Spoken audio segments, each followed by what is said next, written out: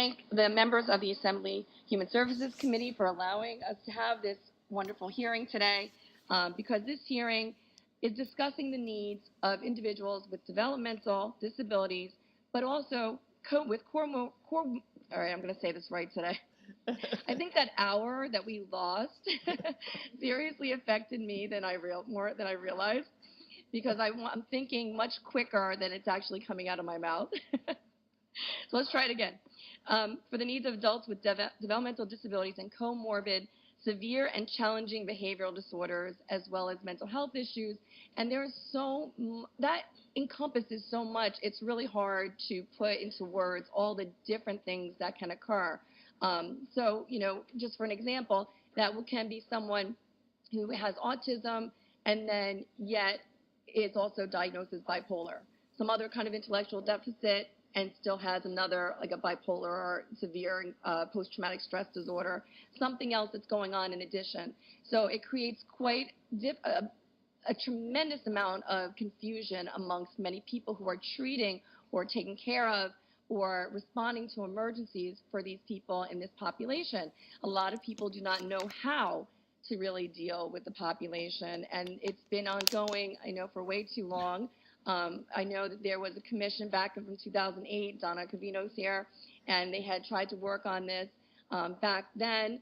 That's a long time ago. There were many recommendations that were made. We've gone a long period of time with not that much progress, that's for sure. There was a deficit of things being done during the last administration, which we're hoping to try to dig out of now. It's been difficult, and it's going to take some time, but we need to get on the right track. And that's why we're having this hearing today, because it is truly important to get everybody on the same page and be able to move forward and take into consideration all of the different needs that are out there. Because sitting up here, and then even everyone out there, not everybody knows what each specific population is dealing with. It's a very small population, but it's a very unique population amongst themselves as well. So I'm very proud we're able to have this, and I think we'll learn a lot. And we'll hear today that current services are very fragmented, there's short-term approaches, and we rely too much on emergency rooms and hospitalizations, which can go far too long without any resolution of anything, right? Because they don't really understand, they don't know how to treat a lot of these individuals.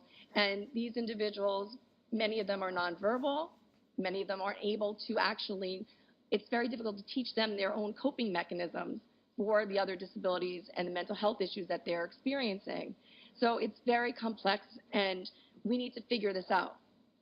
Not only do we in the system lack the capacity to meet the needs of these individuals and their families, but it also inflicts great costs upon our strained healthcare network. So we need to work on that as well. Our state must act to make this system work for individuals with developmental disabilities and comorbid disorders and their families. We have to. We really have to. And we want to thank our guests who are going to be testifying in front of our committee today in advance.